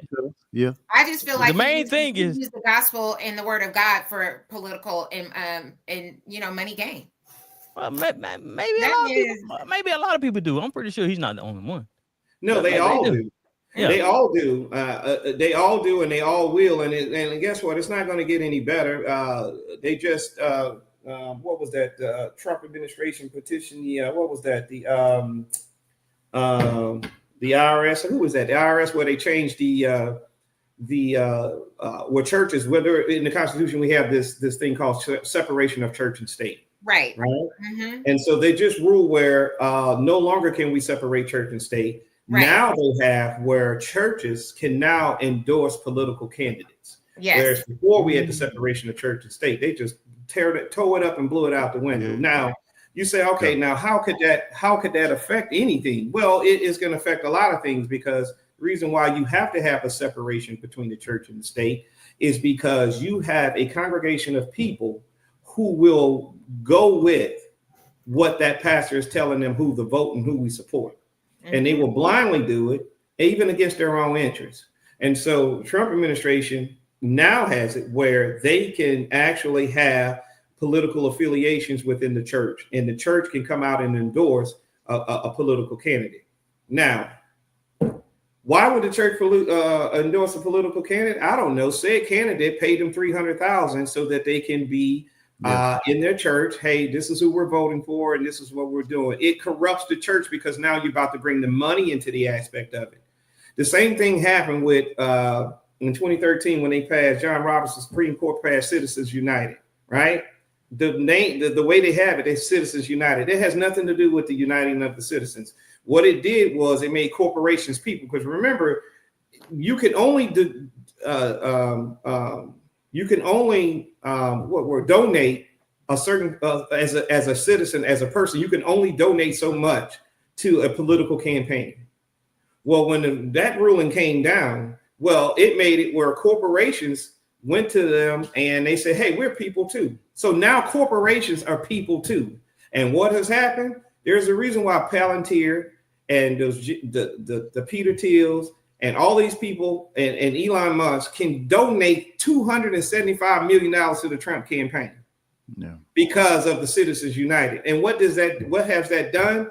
What has that done when these groups like Alex and all of them can now donate more than the citizens that are voting? It corrupts them. So now they have to vote in their interest. Yeah. Right? Because buy the system. They just bought the system. So you can buy a judge, you can buy a politician, you can buy it if you have a corporation that's financially able to do it. And so it's been like that. Huh? It's been like that. Well, not legally. It is legally now. Not legally, but now it's legal. Yeah, so nowadays we will no longer have a separation of church and state. Now, church is the politics, and politics is the church. Well, it may have been like that, and I'll say it's never really been separate. Put it that way. People always say it must be separate, but it's never really been separate. Technically no, but they skirted on the edge of it. All right. Yeah. Just so that they can keep their 501c. You know what I mean? So, but at this point, all bets are off. All money is in the church, and we all know what happened when you inundate a church with legal money. Hey, the main thing is that man is a businessman. That's all there is to it. I don't take his business acumen from him at all. Like I said, the man was going to be successful no matter what he did. Yeah. So even if y'all say God didn't tell him that, that's on him. That's on him and God. Whatever. He doesn't care because he doesn't serve that God. So therefore, he does not. That's what I'm saying. It don't matter what if God. Hey, let me finish. If God didn't tell him that, that's between him and God. That's something he got to deal with. That's something he got to deal with. I'm just saying it sounds like, when people are like R. Kelly, I could separate the music from the man. Similar. Yeah, but y'all talking about two different things though when it comes to that God part and the business part. Of course he said some off the wall stuff. But I'm gonna just say excuse him for saying off the wall stuff, but he a great businessman, so I'm gonna praise him on that. You know who Leon Trump sound like? He sounds just like those Trump supporters. What I'm saying is the main thing people the main thing people are mad at is what he did with the business, the gospel business, and saying that gospel wasn't. People don't want to listen to certain gospel songs and the way they ain't making no money. That's the main thing. That's the main argument people are making. What you're saying, and it's a lot of people. It's a lot of people. Our take on it. You're deviating. But, no, I'm not deviating. That's the main point of the conversation. Is the business part. The point is this: we're in a small. Larry and KP didn't they brought up the God part. They don't like the God part. If he would have never said nothing, if he would have never said nothing about God told me this, God told me that, it still would have been about the business. I said the same thing. I said I don't feel that he's led by God. Man, let me tell you something. If somebody ever approach you or come to you and say, "Hey, man, God told me," as soon as he said God told me, grab your pockets, all right, because he about to go in them. But yeah, you sound just like the Trump supporters. He told me he was going to take the criminals. What? You sound dumb. What are you talking about? He don't even get it. All I'm saying is, Norman, you sound like a Trump supporter. I'm not calling you. Well, you are Leon. That ain't got nothing to do with being a Trump supporter. He don't. It has everything. You're in the same. He's a Trump supporter. Spirit. Mm-hmm. No, what I'm saying is you're ignoring the fact of all the other stuff, and you're highlighting the things that you see. No. Right. Just like y'all. Okay, I can say the same thing about y'all. Y'all highlight the things y'all see. But we're not excusing. I congratulated him on his business acumen, but I still called him out for the other things that I don't excuse. I didn't say I excuse him. Don't put them words in my mouth. What I'm saying is that's between him and God. That's what I said. Okay. I didn't say I agree with him. I mean, that's on him. That's on him. They ain't got nothing to do with me. Yeah, you're gonna have to answer for that. Yeah, that's on him. If God didn't tell him that, I think where we go wrong is we try to assert onto others that we have. And what I mean by that is we're asserting onto others like, oh, they got to deal with God behind that. What if they don't serve our God? Right. Because there is no way he talk and move that way and he served the God we serve. So you can't assert that he's going to get the same punishment that we would get. Nope. I'm not sure that how you know y'all. You matter of fact, you are correct. And what I'm saying by that is because we said about Trump, I can say the same thing about Trump about serving the same God. What God. I'm saying is people have been saying, man, Trump can't keep doing this. He gonna get his. He's been doing this shit for 80 years. You know, sometimes people don't get theirs because they're in a different frequency of the God that they serve, and that's between them and their God. That's why I say their God, because it's not mine. Man, it's only one God. No, it's only one God. To you, there, you know, to you, it's only one God, man. I don't know, y'all. You say that, but okay. So you think you and Trump serve the same God? It's only one God. Do you think you and Trump serve the same God? It could be different. He might have a certain type of God in his mind. Well, now just like you. Just like you, but it's only one. Now you're saying I'm saying it's one. I said it's one. I said in his mind. But I'm saying it's one God. I'm not saying it's two. I don't put no words in my mouth. I don't disagree with you with that. I asked you, do you think he served the same God you serve? It's one God. That's all. That's my answer. And I'm sticking to it. It's one God. The correct answer would be no. It's one God, man. Because my God convicts me, and apparently he has none. It's one God. So lack of conviction means the absence of God. It's one God. Okay. It's one God. Okay, how you look at it? You can say that man serve another God. You can say this man serve. You can say you serve a God. Larry can say he serve a God. Renee can say she serve a God. It's only one God. People that only one God. They sound like them FAFO people online. It's only one God. What? She don't know what she talking about. KP know exactly who I'm talking about. You say FO who? FAFO. Let's around and find out. That's crazy. Well, we could agree to disagree on that one. Yes. Okay, but I'm not going to be disagreeable. I just think old boy is dangerous. That's all. I just think I don't have a problem with him being a businessman. It's just his approach to it. He talked about he could be a pastor. Yeah, you listen. I listened to the interview. He said that he could be a pastor. He said if he wanted to, he could be one. It's a lot of people. You know why he said that?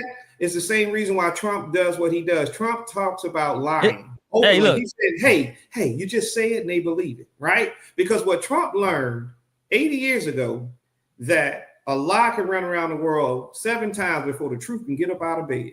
And that's why he likes to what? And that's why he says it, because you have to debunk it.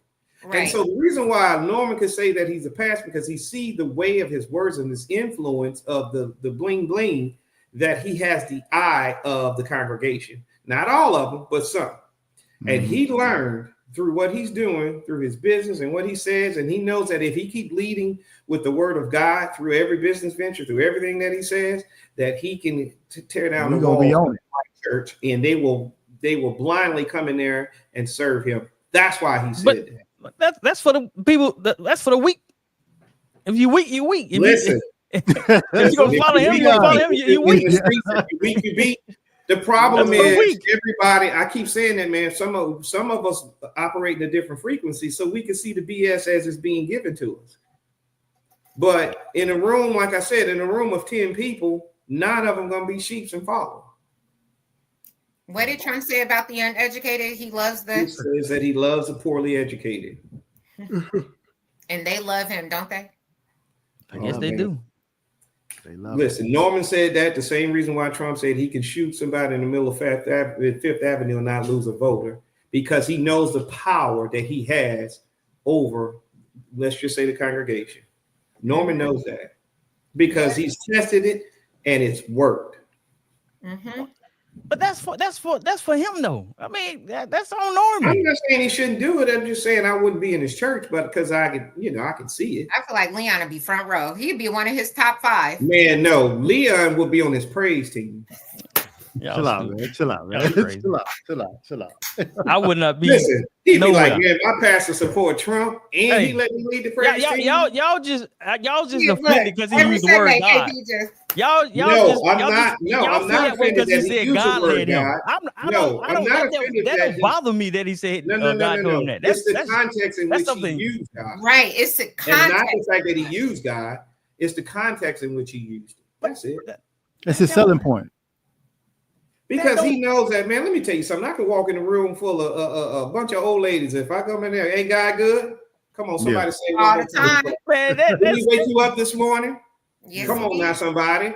Touch your neighbor and tell him, hey, he came here for me today. Listen, I can go in the room, man, and I get every last one of them. And before I leave there, I got them empty in their pockets. Y'all remember what I told y'all about discernment? You got to have the discernment, man. I'm talking about the business part. That guy stuff that he might have y'all confused with that, but he ain't got me confused with it. What you mean got us confused? Don't worry. We just saying he shouldn't be leading with that. I know what y'all saying. What y'all saying. But okay. We're just saying you're overlooking that so much. I'm not overlooking it. I'm not overlooking it. I'm not overlooking it. It's if you look at the comments. Like I said, it's split here and here. It's a lot of people that agree with a lot what he said. It's a lot of people who don't agree with what he said. Yeah, I agree with the way he moved throughout his thought process on business. That's what I'm talking about. Y'all that's that God part. Yeah, that's what right. y'all on that. Right, but I can't excuse the fact of the other context in which he speaks. That's all. I didn't say I excused it. I'm just that ain't my focus. That's not my focus. I'm saying that overpowers the message and he loses me. I can't hear his message. He loses me.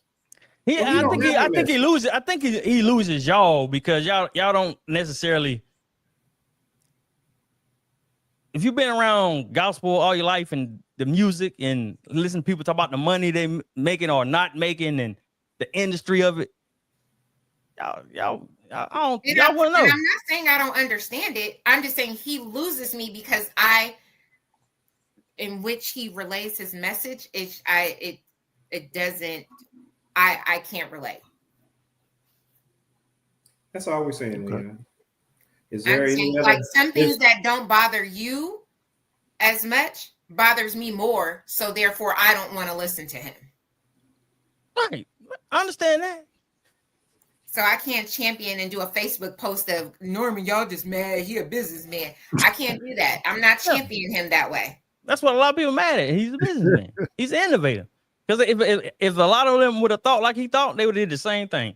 I'm pretty sure. I know that for a fact. In the message, I can't. It's like, I agree with that. He had foresight. Remember, he's like I said, he's who he is, and he was going to be successful no matter what. And there is going to be some jealousy and envy simply because he built a better mousetrap with the tools that he had. Mm-hmm. And kudos to him for that. I applaud him for it. Yeah. That's all I'm talking about. That God stuff, y'all, the God that y'all mad at him using God. That's y'all don't like people talking about God anyway. That's not true. You said it. You just said it, KP. You said when people leave with God, you grab your pockets because they about to go in. Yeah. So you know Larry don't like Larry. You don't like talking about God. I know. I don't vibe with it. I don't rock with it. That's why listening to y'all talking about that. That don't. Leon, I think that you're taking it out of context. No, I'm not. No, I was simply saying with the way in which somebody conduct themselves when they're approaching you or trying to sell you on something. They tear down the walls. They tear down those walls by bringing in the word of God or bringing God in, and that because they learned that lowers the temperature and that tears down whatever wall that you may have up or down. It's like, hey, I trust him. He's coming to me through God. That's in this context in which I'm saying.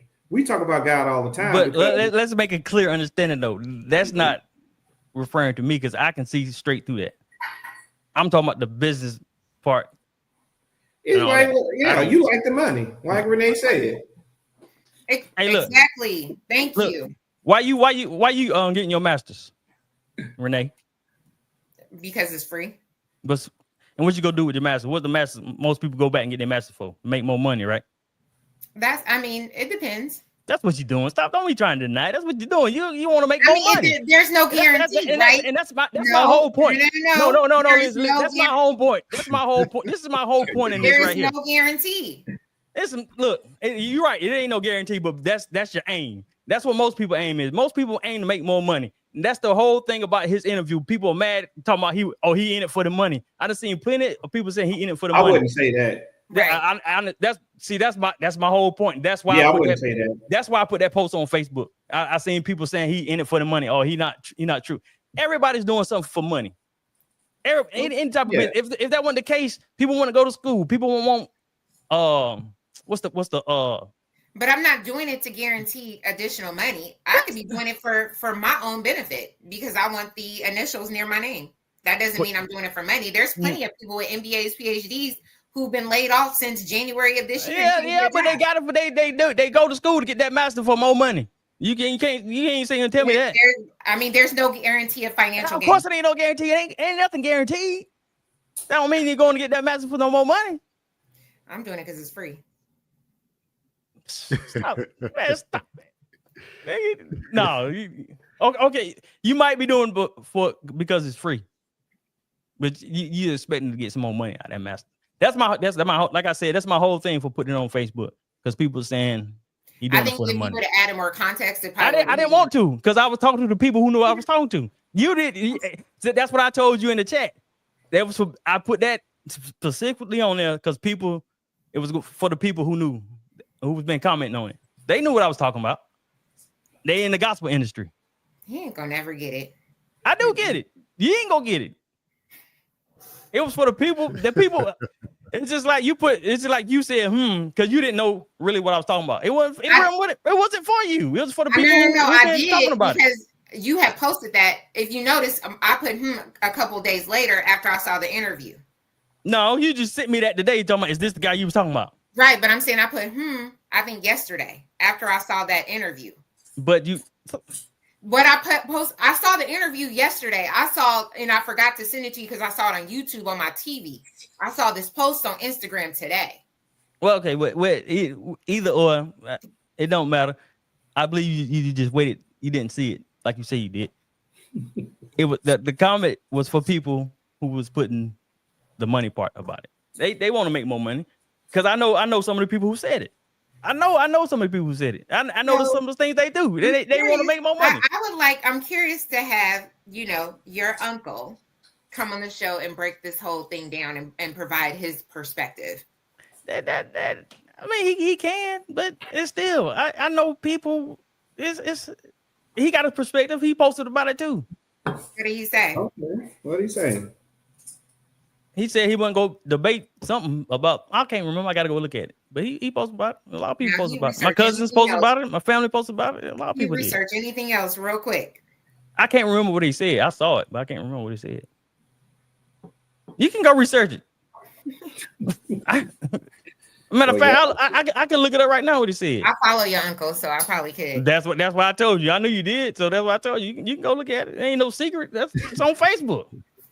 So Renee, would you say they're in opposition of each other? Me and my uncle? No. Right. I probably so. I don't know. No, okay. I mean, we have a different breed of his own. You know what I mean? Yeah, Leon, we have our own views and thoughts. Even if we were KP, we have our own views. Leon he's in a league of his own. He rocks to the beat of his own drum, and that's the reason why we like him, right? He's gonna play devil's advocate. He is a true. I hate to. I'm a true me. That's what I am. A true me. Aquarius through and through. I'm a true me. That's what I am. A true me. He is, and it's bad because I too am the same. I'm an Aquarius too, and it's that's why y'all can't. That's why y'all don't get along, right there. Two aquatic people. Hey, don't start that zodiac. Don't start that. Hey, don't start that zodiac stuff. I'm just saying. That ain't God. This dude here. Yeah, don't start that Zodiac stuff. Yeah, let's talk about New York. Let's talk about New York because I just can't believe this is a black man. I really can't. Why not? You got tired. I don't know. I just, majority of the time, well, no, because there was the bus guy in DC, then there was the woman in Atlanta who went after all the HOAs. Listen, if you can name them, then that means it's not that many. I mean, there's so more. It's not something we do. Right. There's not that many because I can name them. So that's why I was just like, that's the point I'm making. So, we do for one-off, Mm-hmm.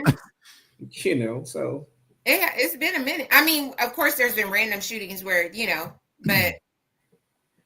I don't think it was most mass shootings. Obviously, we know who do them. They're labeling their root of hatred. This one, I don't think has nothing to do with hatred. It's just a man fed up with everything that's going on. And but I don't know. This man drove from Las Vegas in a BMW all the way to New York. So. It was a nice BMW too. But also they said he left a note because he had, CTE. And he didn't even make it to the NFL, but he had some brain injuries through high school where he played football during high school. And of course the few NFL players that passed away. But you're right. I think they missed. I think the story they started talking too early. They said that he was targeted the NFL officials. He just got off on the wrong floor. No, one thing about killers, they don't make those mistakes. Right. They know their target, they know where they are, and they know where they're going to be. So where do you think he was going? Sending out the story that he was targeted NFL because he has CTE. Number one, the NFL didn't give him CTE because he didn't play in the NFL. Right. And so them constructing this narrative that he was after these NFL execs, I highly doubt it. You saw who he shot. He shot the person who is I would say it's not a subsidiary, it's Blackstone. Right. And we all know what Blackstone talking about, HOAs and homes and foreclosures.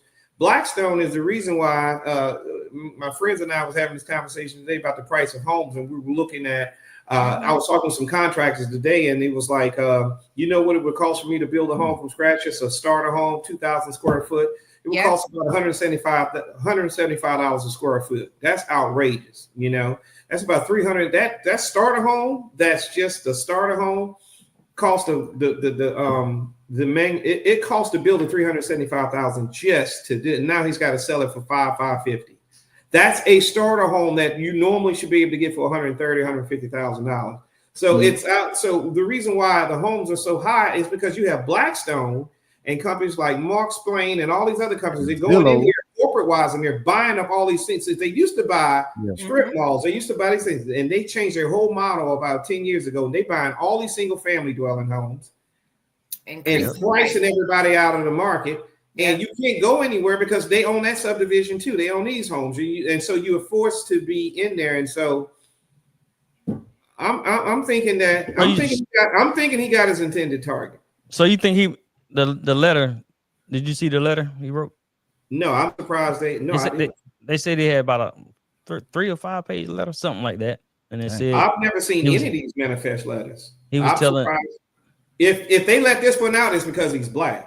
He was telling them to check his brain. He think he had CTE. It might be on. Let me play this. It might be on this one. Let me see. Listen, man.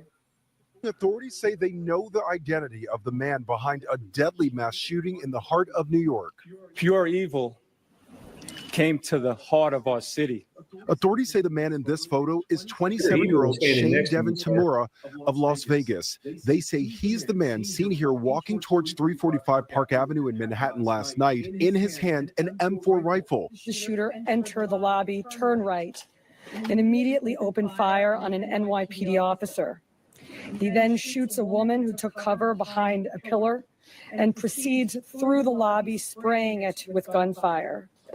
He makes his way to the elevator bank, where he shoots a security guard. Officials say the suspect, wearing body armor, then went to the elevator where a woman was getting out. He allowed her to get away unharmed. He then rode to the 33rd floor to the offices of Rudin Management, the owner of the building. There, he allegedly walked the floor, firing rounds, striking and killing a woman before police say he turned the gun on himself. Police releasing this image of the weapon. Workers inside the 44-story building were told to shelter in place, some using this office furniture to barricade a door. We heard multiple shots go off in quick succession from the first floor, and a lot of us just rushed into the room. Some went out in the back door, out onto the street. Other people, including me, we ran into the conference room and then eventually barricaded the tables across the doors and just stayed still. Police in tactical gear rushing in as terrified employees rushed out, their hands in the air. Some later embracing loved ones, grateful to be alive, while officers outside were seen here performing CPR on a man. In all, 5 people were shot, 4 were killed. 1 man was left in critical but stable condition. The NYPD officer killed was 36-year-old Dieterul Islam. He was off-duty working security for the building. He leaves behind 2 young kids and a wife pregnant with their 3rd child. He died as he lived, a hero. Officials say the shooter arrived in the city just hours earlier after driving his BMW across the country. In his car, authorities say they found a revolver, ammunition, and medication. Police overnight descending on his home in this gated community in Las Vegas. Police there are telling the NYPD that Tamura had mental health issues but did have a license for his guns. An investigation into a possible motive is underway as authorities question why the office building, which also houses the NFL headquarters and multiple financial firms, was targeted. Meanwhile, another deadly mass shooting in America in the last 24 hours, this time at a casino in Reno, Nevada. Police say a suspect ties to Southern California. It's one where he had a letter. They showed the letter. I'm talking about CTE. I guess he. I tell you what, it's been a long time, if any time, where I saw within 2 days they have the picture of the assailant, which they never show. They had the gun that was used, which they never show. And they made sure that you saw that he had a BMW and a nice house in a what? Gated community. You've never seen them. You didn't see this much with Dylan Roof. You didn't see this much with the Buffalo shooter. You did not. We still don't know a lot. We don't know the gun he is. But with this particular black man, they showed his photo. They showed the gun. They showed the car. They showed his gated house. Yep. Yep. So what do you think they're trying to paint? What narrative they're painting? The media has never been kind to. He's going to be a monster. Like they said, it's gonna. Well, they're gonna, it's they're probably trying to tie assault weapons to us. Also trying to say it don't matter what you give. A man had a BMW, living in a gated community, still lost his shit, right? Right. They put that out there as a narrative for a reason. Because when have you guys seen this much information about a shooter? Yeah, they try to keep it on the wraps. We didn't see this much information about the guy who killed the Democratic Exactly. He killed the husband and wife. Right. Yep. Right. We didn't see we didn't see none of that. We didn't see none of the rooms of any other shooters or where, was bombarded and had all the couches and stuff stacked up against the wall. Just, we've never seen that, right? No. No, just throw that out there. It's great. I thought the same thing. Nor have we, saw, them having what is it? The drones and everything as they search his car, and you see all the stuff dumped out on the side of the sidewalk. Right. So my take is y'all think the story is made up by the NFL. No. That's your take, KP. Oh my goodness. No, I did not say that. You said he wasn't talking to the NFL. You said you think he was more about Black Rock, right? That's not what you said. I think it was Blackstone or Black Rock. Blackstone. Think about it. I mean, listen to what they. Wait a minute. All three of y'all just laughed. But that's what you said, right? That's not what you said. You said you don't think it's more about the NFL. You think about more. About I don't think it had nothing to do with the NFL. That's what I just said. So what was? I don't understand what was. No, I don't know if I said something that. Who was laughing? Right. Y'all just laughed when I asked. I said, so KP, you don't think it had nothing to do with the NFL? And y'all think y'all just laughed. Oh, we thought you were being funny. I was being serious. Oh, we thought you were joking. Yeah. Obviously, did you? I mean, no. You would conclude that they didn't have anything to do with the NFL or as officials. I'm just asking a question. I think it has something. Leon, I specifically said that when people are creating or going to commit mass murder like that, they know their target. They know they know where they're going. They know where they're going to be, and they know where that dude knew to go to the 33rd floor. Yeah. You know, he knew not to shoot the woman coming out of the elevator because that wasn't his target. He just so happened to shoot them cops. But they said that they didn't stop him from going to where he was going. They said the NFL and that Blackstone was on the same floor. He just made the wrong turn. I thought it was a different floor. It's on the I think it's on the other videos I had.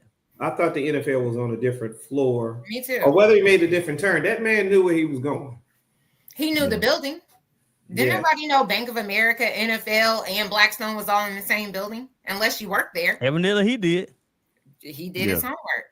He had it premeditated. He has no beef with the NFL because the NFL didn't give him CTE. They given him CTE for the narrative, but you can't be mentally have mental issues and have CTE. I guess he related to the NFL because they be doing CTE. Because they say CTE. We all got CTE. Who was raised by a black mama?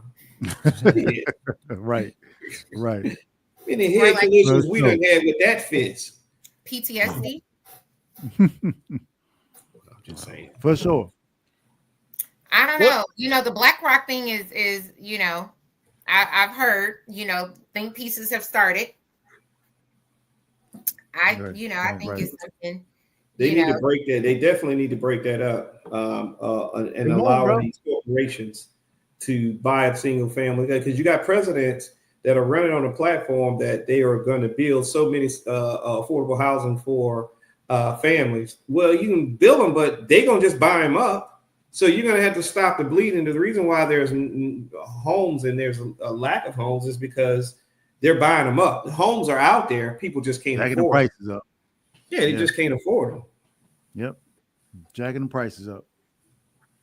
Yeah, they're companies out there. Should not be buying residential properties. Not at the rate, not at what they're buying. I mean, if you have, if your headquarters is in San Antonio, right, and you want to buy up a few of the things for your corporate execs for them to come, okay, that's reasonable. But when you form a company in Delaware and you buying up properties in 5 of the different states, I mean, come on. That's true. Yeah, I agree. Well, it remains to be seen what happens after this. Oh, go ahead. You about to say something? I don't know. I feel like I don't know if this story about him. I think that's going to be dead, but we're going to hear plenty of stories about the CEO, the Caucasian blonde-haired, blue-eyed lady, and the police officer. Yeah. Mm-hmm. I agree. All right. Well, there you have it for another episode of the Impel Fort podcast. And remember, seize the opportunity to grasp your dreams.